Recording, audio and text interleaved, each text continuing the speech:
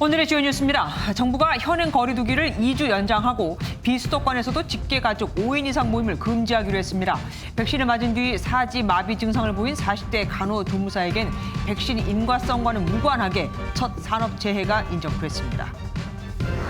고강도 방역 조치가 이어지고 있지만 유흥시설의 불법 영업은 근절되지 않고 있습니다. MBN 취재진이 동행한 경찰의 기습 단속에서 유흥주점 직원과 손님 등 10명이 검거됐습니다.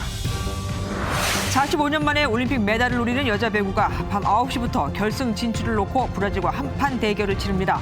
세계 랭킹 2위의 브라질은 핵심 선수가 도핑에 적발돼 출전을 못하게 됐습니다. 펜싱 랭킹 라운드를 2위로 기분 좋게 시작한 근대오종 여자부 김세희와 스포츠 클라이밍 여자부 2위로 결선에 진출한 서채연 선수가 현재 금메달에 도전하고 있습니다. 금메달 4개를 딴 우리 양궁 대표팀의 맏형 오진혁 선수는 잠시 후에 출연해 뒷얘기를 들려줄 예정입니다. 이낙연 전 더불어민주당 대표가 2박 3일간 TK 지역을 돌고 이재명 경기지사는 내일부터 강원을 방문하는 등 민심 다지기에 나섭니다. 야권에선 최재형 전 감사원장이 박근혜 전 대통령의 사면을 촉구하고 현역 의원 9명을 영입하는 등 윤석열 전 총장과 본격적인 새 대결에 돌입했습니다.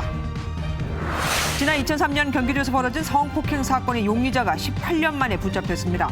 경찰은 다른 범죄 혐의로 이 남성을 수사하다가 과거 성폭행 사건 용의자와 DNA가 일치한다는 사실을 확인했습니다. MBN 단독 보도합니다.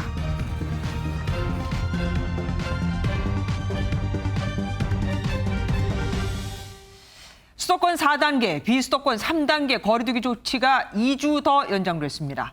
그뿐 아니라 3단계 이상인 비수도권에서는 이제 직계 가족일지라도 5인 이상 모임이 금지됩니다. 코로나19 확산을 막기 위한 마지막 몸부림이라고 할 수 있겠죠. 방역당국은 이번이 마지막 기회라며 이동을 줄이고 모임을 자제해달라고 거듭 당부했습니다. 강재묵 기자입니다. 휴가철 막바지를 앞둔 김포공항. 국내선 출발지는 제주도와 부산 등 각지를 오가는 여행객으로 여전히 붐비고 있었습니다. 이 줄지 않는 이동량과 델타 변이 확산에 정부는 현행 거리두기를 2주 연장하겠다고 밝혔습니다. 고심 끝에 수도권 4단계, 비수도권 3단계 이 거리두기를 2주 더 연장하고자 합니다. 사적 모임 인원 제한도 현재대로 적용하겠습니다. 방역 허점과 과도한 규제를 보완하기 위한 조치도 추가됐습니다. 3단계가 적용되는 비수도권에서도 직계가족이라 해도 5인 이상 사적 모임은 금지됩니다. 그동안 10명 미만으로 허용되어 온 대규모 스포츠 행사 역시 3단계부터는 문화체육관광부와 협의 없이 불가능해집니다. 다만 미용실이나 피부관리숍과 같은 미용업의 경우 밤 10시 영업시간 제한이 사라졌습니다. 최근 법원 판결에 따라 4단계에서도 대면 예배는 최대 99명까지 허용됐습니다.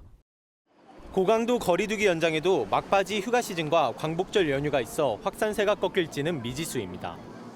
당국은 이번이 마지막 기회라며 이동과 모임 자제를 거듭 요청했습니다. MBN 뉴스 강재묵입니다.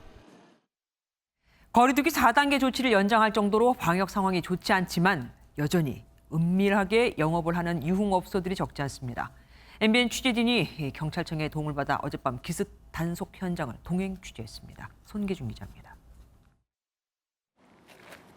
수도권 지역에 내려진 거리두기 4단계 조치로 유흥시설 영업이 금지됐지만 문을 연 곳이 있다는 첩보가 경찰에 입수됐습니다. 지금 기동대가 출동을 나왔기 때문에 합동 작전을 할 때 실제로 어떤 역할을 해야 되는지 그 역할하고 그 업소의 특징들에 대해서 설명해주고 지금 밤 10시가 넘은 시각 유흥주점 건물을 경찰관 30여 명이 에워쌉니다.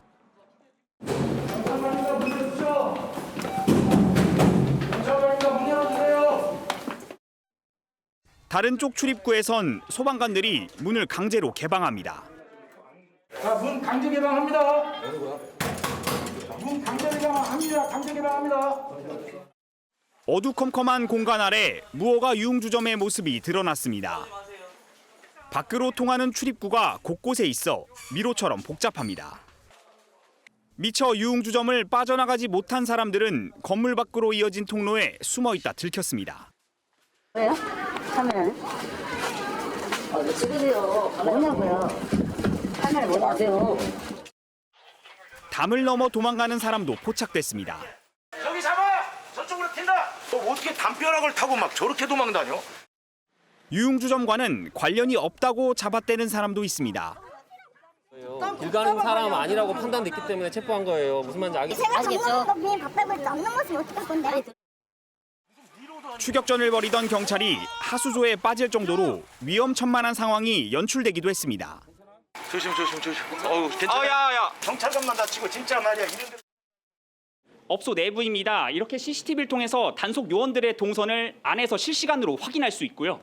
이제 저를 따라다 보시면 이렇게 문이 열리고 문을 따라가다 보면 이렇게 비상구가 나오는데 뒤에 계단을 통해서 손님과 종업원들이 도주한 것으로 추정됩니다. 경찰은 기습 단속에 적발된 무허가 유흥주점 운영자와 직원, 손님 등 10명을 감염병 예방법 위반 혐의로 형사 입건했습니다. MB 뉴스 송규준입니다.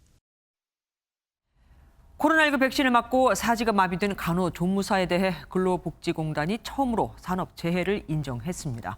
질병관리청은 같은 사례에 대해 백신과의 인과성을 인정하지 않았는데 여기서는 산재로 인정을 해준 겁니다. 이유가 뭔지 유호정 기자가 알아봤습니다. 간호조무사 A씨는 지난 3월 아스트라제네카 백신을 맞고 나서 사물이 겹쳐 보이고 사지 마비 증상을 보여 병원에 입원했습니다. 진단은 급성 파종성 뇌척수염. A씨는 기저질환도 없었습니다. 남편이 청와대 국민청원을 올렸고 대통령도 지원 방안을 찾아보라고 지시할 정도로 관심이 컸지만 질병청의 최종 판단은 백신과의 인과성을 인정하기 어렵다는 것이었습니다. 그 급성 파종성 뇌척수염의 경우에는 아직까지는 백신과의 인과관계를 명확하게 있다 없다 이렇게 판단하기 좀 어려운 근거가 좀 불충분한 그런 상황으로 판단을 하고 있는 사례입니다. 정리하면 아직 근거가 없어 모른다는 건데 근로복지공단은 여기에 주목했습니다. 코로나19 백신 이상 반응으로서 선례가 없거나 자료가 충분치 않다라는 점 자체가 저희의 산재보험 제도에서의 상당 인과관계를 부정하는 근거로 보기에는 부족했다. 무엇보다 A씨는 보건의료 종사자로 우선 접종 대상자였습니다. 공단은 백신 접종 시간이 업무 시간으로 인정됐고 접종을 하지 않으면 사실상 업무가 어려웠던 점을 고려했다고 설명했습니다. 사업주 권고로 독감 백신을 맞은 뒤 후유증을 보여 산재로 인정된 것과 같은 맥락입니다. 백신 관련 산업재해 신청은 현재까지 6건이 더 있습니다. 최근 교차 접종 후 사망한 경찰관을 비롯해 백신 후유증 사례가 잇따르고 있는 만큼 산업재해 신청은 더 늘어날 것으로 보입니다. MBN 뉴스 유호정입니다. 다음 소식입니다. 더불어민주당 이낙연 전 대표가 이재명 경기지사의 고향인 경북 안동을 찾아 TK 민심 공략에 나섰습니다.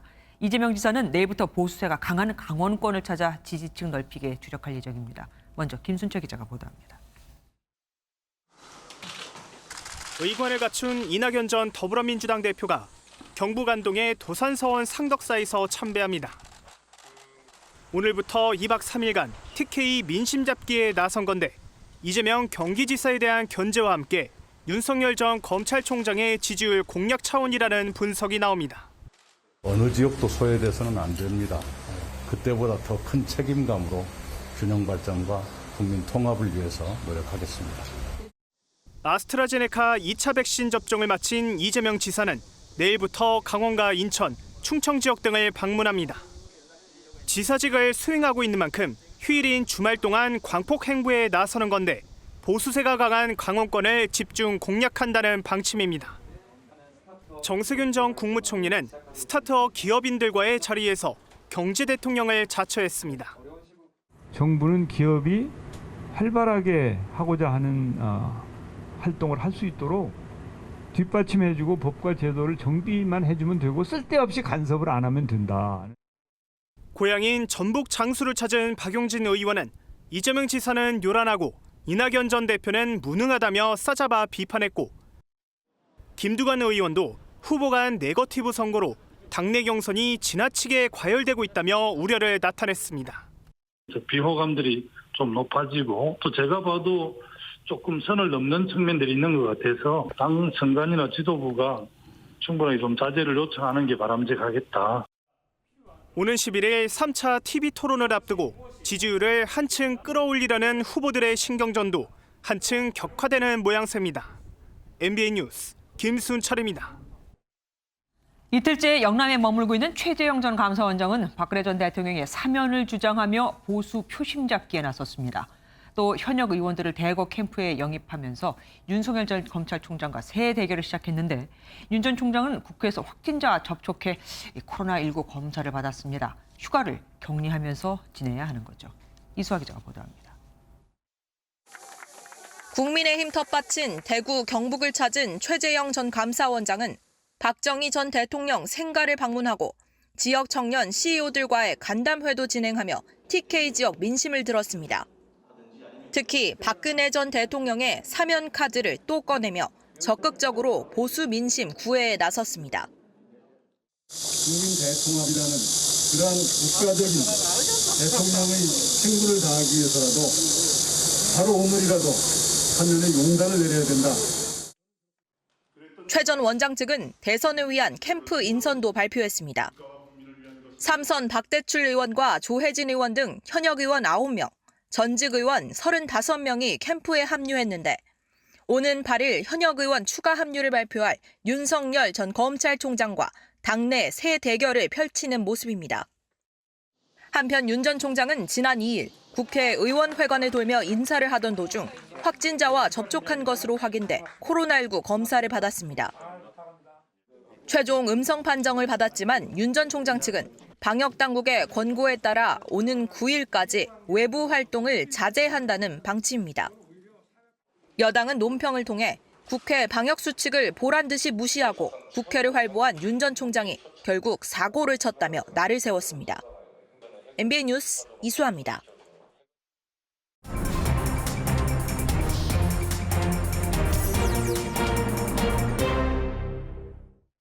더불어민주당 1, 2위 주자간 신경전이 날카로워지면서 원로들까지 쓴소리에 나섰습니다.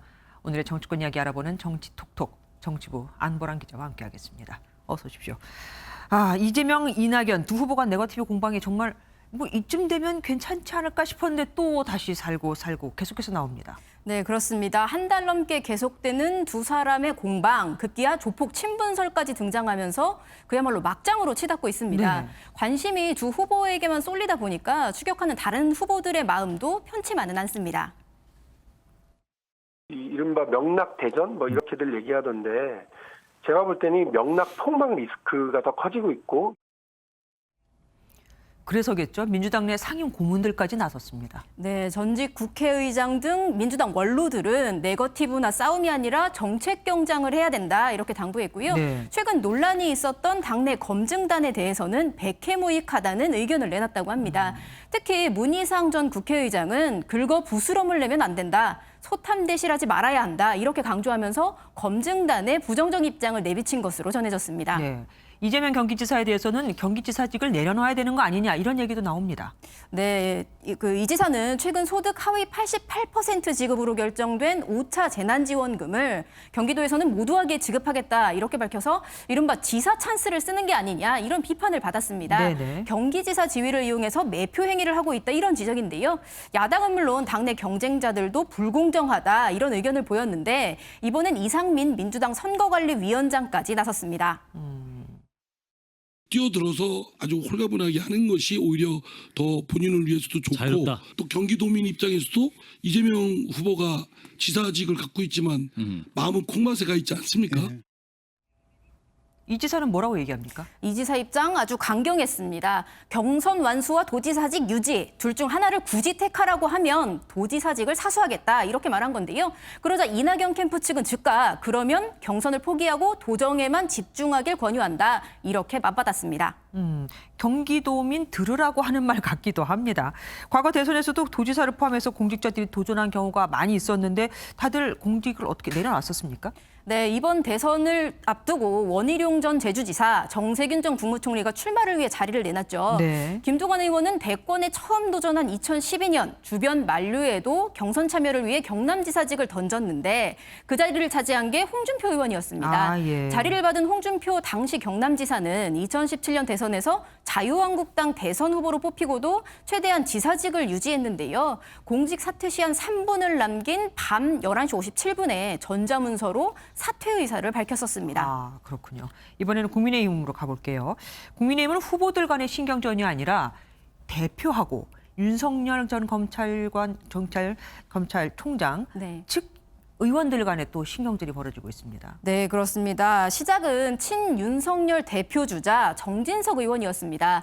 윤석열 전 검찰총장을 돌고래에 비유하면서 가두리 양식장으로는 큰 물고기를 키울 수 없다 이렇게 말했는데요. 윤 전 총장이 국민의힘에 입당하고도 잇따라 당 행사에 불참하면서 이른바 지도부 패싱 논란이 이어지자 윤 전 총장 감싸기에 나선 겁니다. 정 의원은 체급이 다른 후보들을 다 한데 모아서 식상한 그림을 만들어야 할 이유가 없다. 멸치, 고등어, 돌고래는 생장 조건이 다르다 이렇게 지적했습니다. 그러니까 쉽게 말하면은 뭐 급이 다르다 뭐 이 얘기인데 이준석 대표는 뭐라고 얘기했습니까?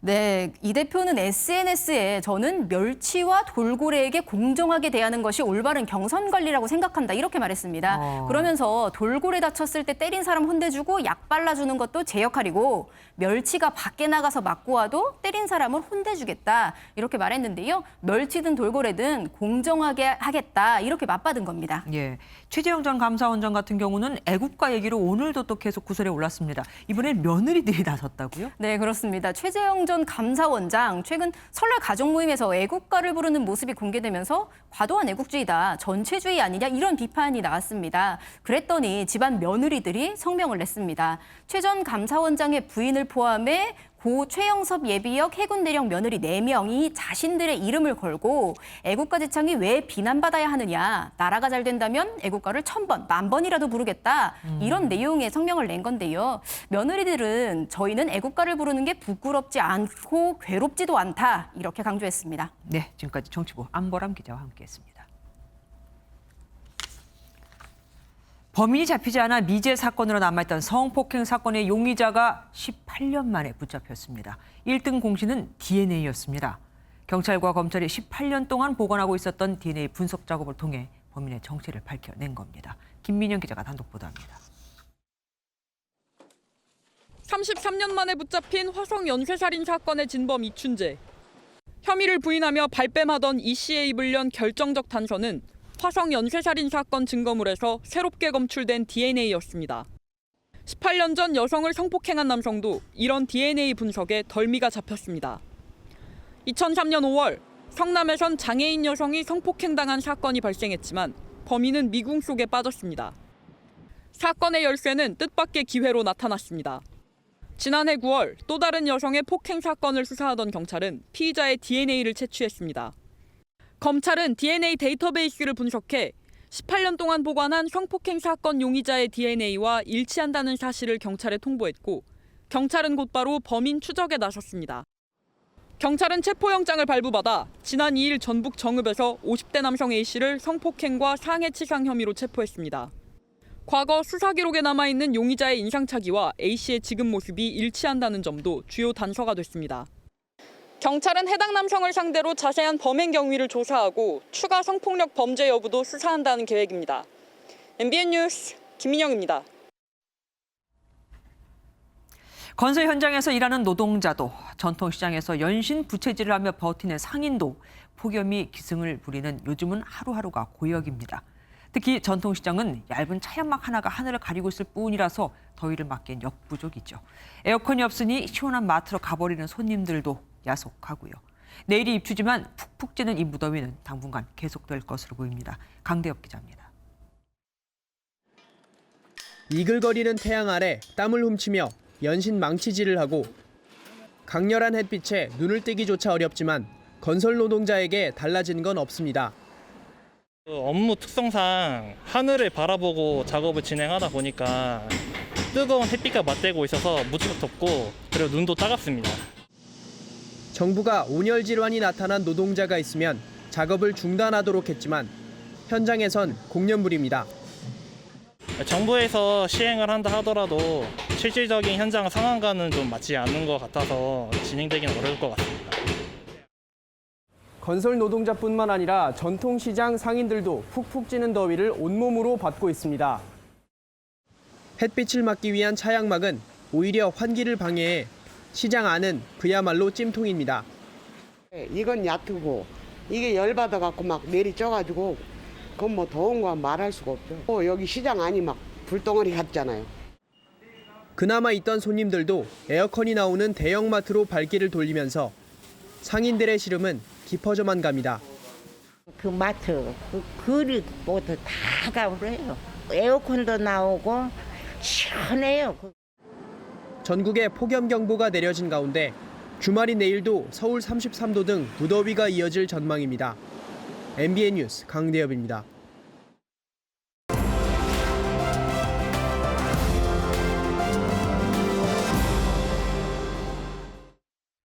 키워드를 살펴보는 오늘의 화제 빅뉴스 시간입니다. 오늘은 박은채 기자와 함께하겠습니다. 박 기자, 오늘 첫 번째 키워드 뭡니까? 첫 번째 키워드는 사람 이빨 물고기입니다. 그러니까 사람이 가진 이하고 똑같이 생긴 그러니까 이빨이죠, 물고기는. 네. 물고기가 그렇게 생겼다는 겁니까? 네, 미국에서 사람의 이로 보일 정도의 이빨을 가진 물고기가 잡혀 화제입니다. 미국 노스캐롤라이나주의 한 낚시터 사장이 물고기를 잡은 뒤 페이스북에 공유한 사진입니다. 보시면 먹이를 부수기 위해 여러 줄의 어금니가 있는데요. 이름은 양머리 물고기입니다. 비교해보시면 물고기의 입이 양의 입과 비슷하게 생겼죠. 양머리보다는 사람니 물고기가 더 어울릴 것 같습니다. 그런데 어금니가 이렇게 많이 있는 거 보니까 위협적으로 보여요. 사람을 해치거나 그러진 않습니까? 네, 다행히 사람을 공격하지는 않습니다. 주로 개나 굴처럼 딱딱한 껍질을 가진 먹이를 먹는 것으로 알려져 있습니다. 양머리 물고기를 잡은 낚시터 사장은 물고기를 시식했는데 맛있었다고 글을 올리기도 했습니다. 어쨌든 최종 포식자는 사람입니다. 두 번째 키워드 볼게요. 네, 두 번째 키워드는 연경아리입니다. 우리 여자 배구 김연경 선수 말입니까? 네, 맞습니다. 배구 한일전에 일본이 졌는데도 일본 누리꾼들이 김연경 선수에 열광하고 있습니다. 경기 도중 찍힌 김연경 선수의 모습이 신드롬에 불을 지폈는데요. 동료 선수들을 격려하며 김연경 선수가 눈을 맞추는 사진을 보시면 강렬한 이목구비가 확 드러나죠. 네. 일본 누리꾼들은 이 사진을 재해석하면서 강한 표정이 마치 아이를 혼내는 선생님 같고 나도 혼나고 싶다 이런 댓글 놀이를 하고 있는 겁니다.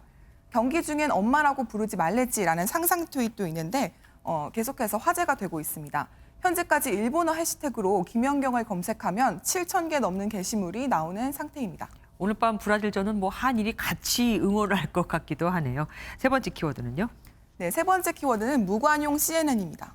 미국 방송사 CNN 말입니까? 뭐에 대해서 무관용이라는 거예요? 네, 맞습니다. 미국 방송사 CNN의 제프 저코 사장이 직원들에게 메일을 보내 3명을 해고한 사실을 알렸습니다. 이유는 코로나19 백신을 맞지 않은 채 출근했다는 겁니다. 현재 CNN은 사무실이나 취재 현장에서 일하는 모든 직원이 의무적으로 코로나19 백신을 접종하도록 하고 있습니다. CNN은 앞으로도 당분간 직원들에게 백신 접종 증명을 요구할 방침입니다. 그러면 백신을 맞지 않으면 전부 다 해고 대상이 되는 겁니까? 그것은 아닙니다. 이제 현재 CNN에서는 직원들이 자율적으로 출퇴근 여부를 결정하고 있는데요. 네. 재택근무자면 백신을 맞지 않았더라도 해고하지는 않습니다. 네. 자발적으로 사무실로 출근할 경우에 백신 접종을 강제하는 겁니다. 직원들이 모두 복귀하는 건 당초 다음 달 초였는데 확진자 급증으로 10월 이후로 미룰 계획이라고 합니다. 코로나 상황이 다시 안 좋아지니까 어쩔 수 없이 미룬 듯합니다. 다음 키워드 볼게요. 네, 다음 키워드는 독도 라이브 생트집입니다. 일단 독도를 현지에서 생중계한다 이런 얘기 같습니다. 네, 맞습니다. 오늘부터 해양수산부가 독도 종합정보시스템 홈페이지를 통해 독도 영상을 실시간으로 중계합니다.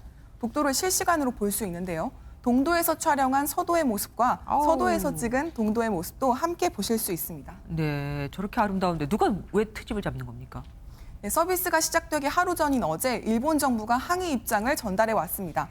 일본 정부는 김용길 주일 한국대사관 정부공사에게 전화해 사업 중단을 요구했는데요. 다케시마는 역사적, 국제법상으로 명백히 일본 고유의 영토라고 주장했습니다. 이에 외교부는 독도는 역사적, 지리적, 국제법적으로 명백한 우리 고유의 영토라고 받아치면서 일본의 요구를 일축했습니다. 저라면 다케시마가 뭐예요? 라고 되물었을 것 같기도 합니다. 지금까지 박은채 기자와 함께했습니다. 고맙습니다.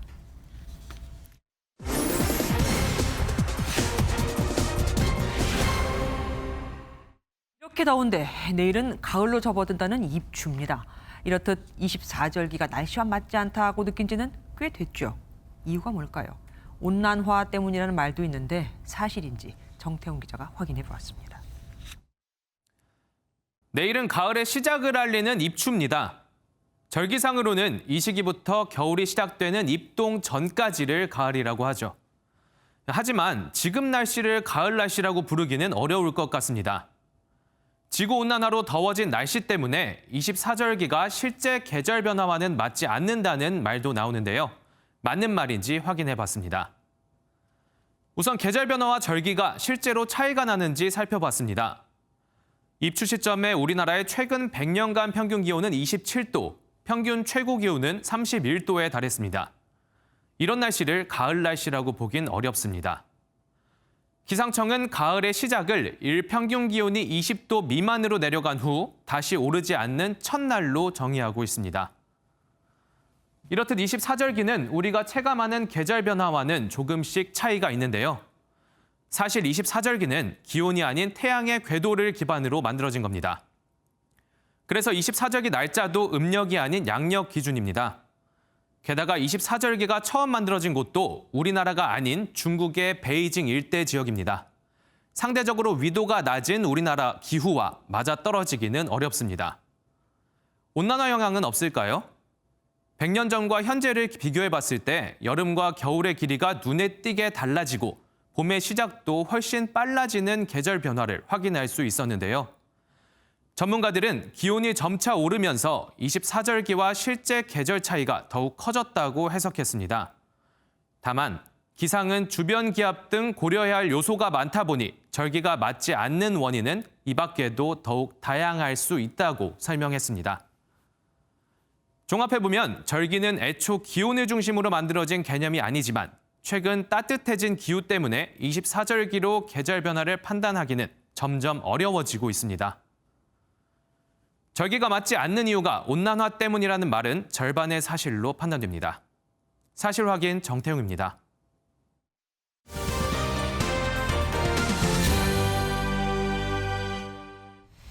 조금 전 픽뉴스에서도 전해드렸지만 일본 정부가 우리 정부한테 독도 실시간 영상을 제공하지 말라고 억지 주장을 펴고 있죠. 이런 가운데 독도 의용수비대원의 손녀가 독도는 우리 땅을 일본어 버전으로 불러 화제가 되고 있습니다. 뉴스피플에서 배준우 기자가 만났습니다. 한때는 파워풀한 무대를 펼치던 걸그룹 출신의 가수 은유리 씨. 지금은 독도 지킴이로 통합니다. 은 씨는 최근 독도는 우리 땅을 일본어 버전으로 편곡해 발표했습니다.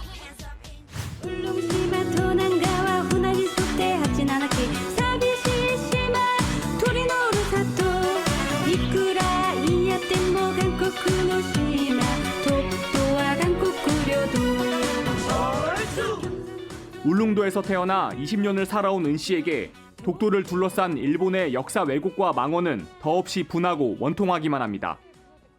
도쿄 올림픽에서도 마치 자기들 땅인 마냥 표기를 했단 말이에요. 독도가 우리 땅이라는 거를 제가 노래로나마 일본인들이 알았으면 하는 마음에 서툰 일본어로 노래를 부르는 게 쉽지만은 않았지만 독도는 우리 땅이라는 노래가 다음 세대에도 계속 알려지기를 바라는 마음에 프로젝트에 참가했다는 은 씨. 예전 노래 독도는 우리 땅 그 노래가 익숙하잖아요. 근데 최근에 아예 노래가 다 바뀌었는데 너무 알려지지 않아서 뭐 이 계기로 좀 사람들이 많이 알아줬으면 하고. 은 씨의 할아버지 고 이필용 씨는 울릉도에서 어선을 운영하며 독도 경비대원들을 울릉도와 독도에 실어 나르는 독도 의용수비대를 지냈습니다. 독도를 사랑했던 할아버지의 뜻을 이제는 외손녀 은 씨가 이어간다는 각오입니다. 저희 할아버지가 국가유공자시고 독도 의용수비대원이셔서 되게 저는 자랑스러웠고 독도 홍보대사에 대한 기회가 생겨서 하게 됐고 독도를 지키셨던 그 뜻을 이어받아서 저도. 뉴스피플 배준우입니다. 북한 함경남도에 이틀간 최고 300mm가 넘는 비가 내려 1,100여 세대가 침수되고 주민 5천여 명이 긴급 대피했습니다. 지난해 이미 태풍 피해를 입어 김정은 위원장의 명으로 새 주택을 지은 곳인데 또 피해를 입은 겁니다. 조경진 기자가 보도합니다. 물에 잠긴 농경지. 집들도 지붕만 겨우 모습을 드러냈습니다. 다리는 뚝 끊겨 주저앉았고 도로 곳곳이 무너져 내렸습니다. 지난 8월 1일 요 8시부터 2일 요 9시까지 도 쪽으로 평균 113mm의 비가 내렸으며 특히 함흥시, 신흥군, 락원군, 용광군에서 강수량은 149 내지 307mm를 기록했습니다. 폭우에 주택 1,170여 세대가 침수됐고 주민 5천여 명은 긴급하게 대피했습니다. 앞으로 이제 남은 8월 상승 기간에도 동해안 지역을 위주로 해서 여러 지역들에서 이제 폭우를 동반해서 많은 비가 내릴 것으로 예견하고 있습니다. 지난해 함경남도, 강원도, 황해도 수해에 이어 또 폭우 소식이 닥치자 김정은 북한 국무위원장은 대비책 마련에 사활을 걸었습니다. 북한의 경우에는 민둥산, 산에 나무가 없기 때문에 비만 오면 토사가 흘러내려서 하천이 제 기능을 못하기 때문에 작은 비만 내려도 사실은 이 수해 피해가 대형으로 발생하는 그런 악순환. 실제로 북한의 신문과 방송은 농작물 보호 방법과 축산물 수문 관리, 석탄 배관 설치 등 폭우 사전 대책을 구체적으로 열거해 강조하고 있습니다. 극심한 경제난에 폭우 피해까지 가중되면 민심 이반이 심화할 수 있다는 해석이 나오고 있습니다. MBN 뉴스 조경진입니다. 지구촌 곳곳이 전례 없는 독한 산불로 고통을 받고 있습니다. 150년 전 서부 개척 시대에 조성된 미국의 한 마을은 산불로 전부 다 사라져버렸고 그리스의 고대 올림픽 유적지에도 초비상이 걸렸습니다. 전민석 기자가 보도합니다. 마을 전체가 잿더미로 변했습니다. 자동차는 불타다 못해 아예 녹아내렸습니다. 교회는 주춧돌만 겨우 남았습니다. 금방이라도 유령이 나올 듯한 을씨년스러운 풍경입니다. 현지 시간 4일 오후 150년 전 서부 개척 시대 골드러시의 역사를 간직한 인구 1000명의 도시 그린빌이 불길 속에 사라졌습니다. 딕시 산불이 3주째 거세게 타오르며 미국 캘리포니아주 북부를 초토화하고 있습니다. was already on fire and he had to drive through flames to get down here to me. 이상 고온 현상과 강풍으로 촉발된 산불은 미국 13개 주 97곳에서 계속되고 있습니다. 이미 서울시 면적의 12배가 넘는 7,560제곱킬로미터가 불탔는데 11월까지 산불이 계속되리라는 암울한 전망이 나왔습니다. 지구 반대편 그리스와 터키에서도 산불로 난리가 났습니다. 터키에선 한때 화력발전소 코앞까지 불길이 번져 초비상이 걸렸고 그리스에선 올림픽 성화가 체화되는 헤라 신전과 올림피아 경기장 유적지 인근 산에서 발생한 불이 바람을 타고 번지며 당국을 긴장시켰습니다. MBN 뉴스 전민석입니다.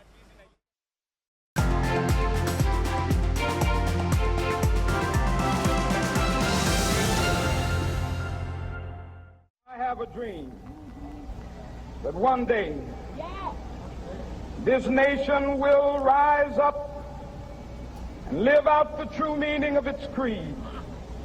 We hold these truths to be self-evident that all men are created equal. 1963년 마틴 루터 킹 목사는 흑인이 차별받지 않는 세상을 꿈꾸며 워싱턴에서 열린 평화 대행진에 참석해 이렇게 말합니다. 일제강점기인 1936년 8월 9일 손기정 선수는 베를린 올림픽 스타디움에서 감정이 드러나지 않는 무표정한 얼굴로 마라톤 결승선을 통과하죠. 24세 식민지 청년은 민족의 염원을 담은 꿈이 있었기에 달리고 또 달렸습니다. 리더는 꿈을 현실로 만들어주는 꿈의 전도사입니다.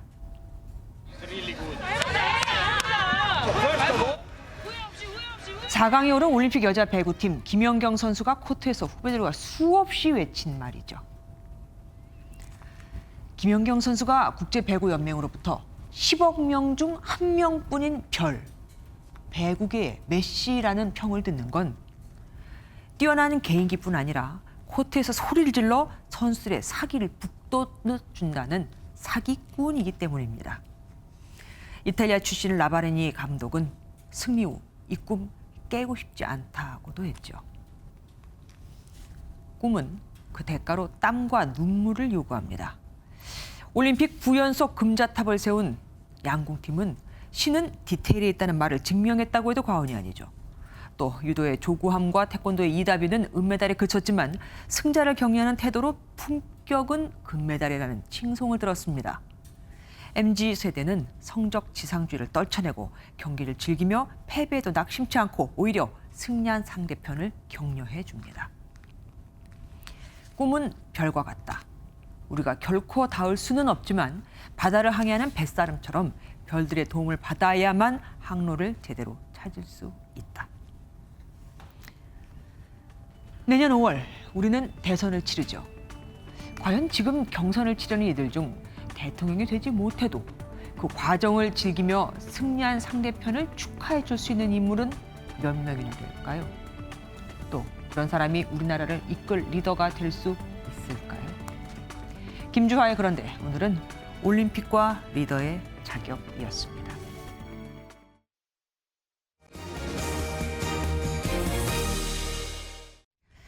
인터넷 전문은행 카카오뱅크가 유가증권 시장에 입성한 첫날 단숨에 금융대장주로 올라섰습니다. 업계 1위였던 KB금융지주를 단번에 제친 겁니다.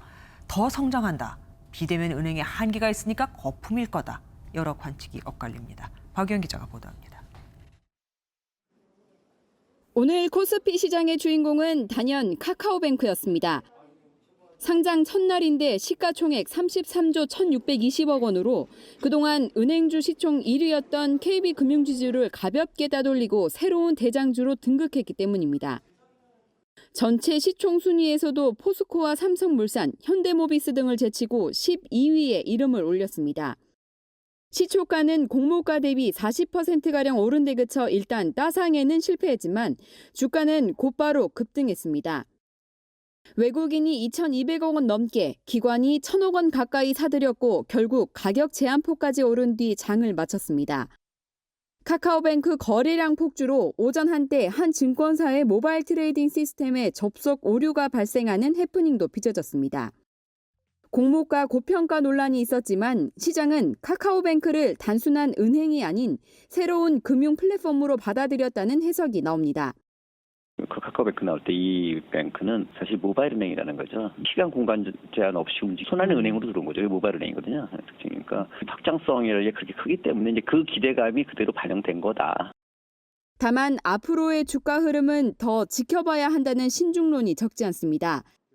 카카오뱅크가 기업금융과 비대면 주택담보대출 등 신규 영역에 뛰어드는 과정에서 한계에 부딪힐 수밖에 없다는 시각에 섭니다.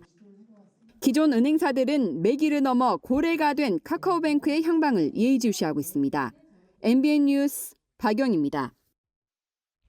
요즘 같은 폭염에는 동물도 지치고 입맛이 떨어집니다.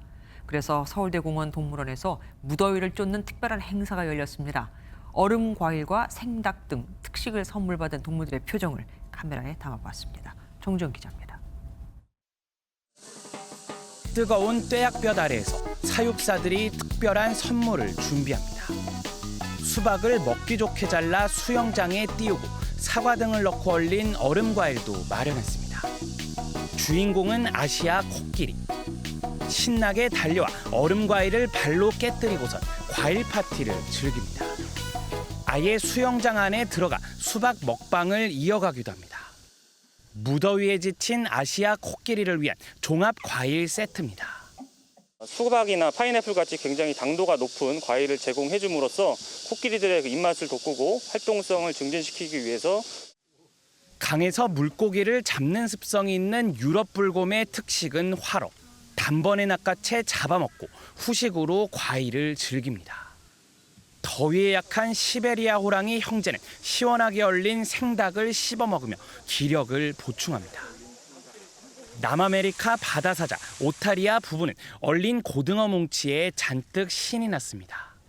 마음껏 굴리고 물어뜯는 동안만큼은 더위를 잊습니다.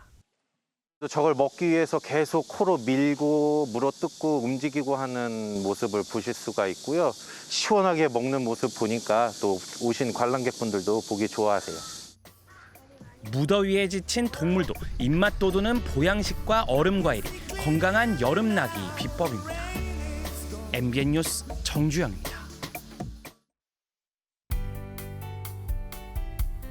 내일은 가을의 시작을 알리는 절기 입추입니다. 찌는 듯한 더위도 끝이 보였으면 좋겠는데 주말 동안도 폭염이 계속되겠습니다. 서울 아침 최저기온 25도로 열대야 현상이 지속되겠고 광주도 한낮에 34도까지 올라서겠습니다. 소나기 구름도 만들어집니다. 소나기가 내리는 동안은 잠시나마 기온이 낮아지겠지만 비가 그치면 습도는 더욱 높아지는데요. 내일 강원과 충청 내륙, 호남과 영남 곳곳에는 10에서 70mm가량의 비가 한꺼번에 쏟아질 수 있겠습니다. 장마와 폭염을 지나 이제 8월이 되니 태풍 소식이 들려옵니다. 현재 한반도 남쪽에는 3개의 태풍이 한꺼번에 북상 중인데요.